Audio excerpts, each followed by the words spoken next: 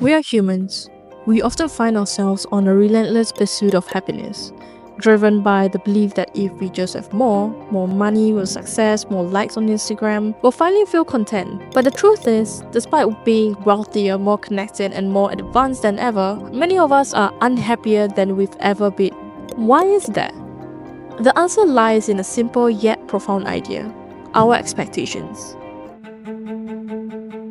Happiness isn't just about what happens to us, it's about how those experiences measure up to what we expect. When our expectations surpass reality, disappointment is inevitable.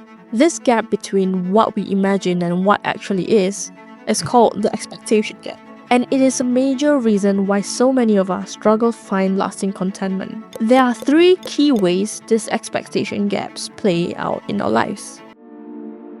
The first is called imagination gap. Think of the last time you saw an ad for a vacation destination. Crystal clear waters, untouched beaches, and sunsets so vivid they seem out of this world. But when you arrived, the reality didn't quite measure up, did it? Maybe the water wasn't as blue, or there were crowds of tourists blocking your view. This is the imagination gap in action. Our ability to visualize the perfect experience often leaves reality feeling like a letdown. And social media tends to amplify this gap. Platforms like YouTube and Instagram bombard us with picture-perfect images and highlight reels that distort our understanding of what's real. The result? Unrealistic expectations that reality can never satisfy.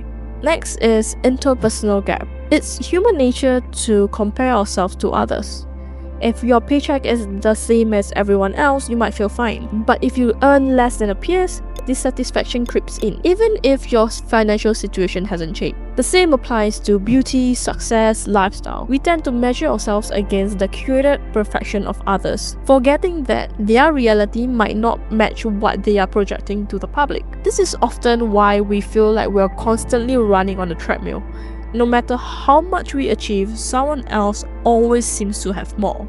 The last I want to talk about is intertemporal gap. Our past can be a blessing or a curse. If you've experienced better days, whether financially, emotionally, or socially, your present day may feel like a step down. On the flip side, if your life is improving over time, even small wins feel monumental. This phenomenon explains why people who have steady progress in life tend to be happier than those who start high and decline, even if their overall circumstances are the same. So if our happiness depends so much on expectations, how can we take control? How can we win in a war set against us? Well, it starts with understanding and managing those expectations.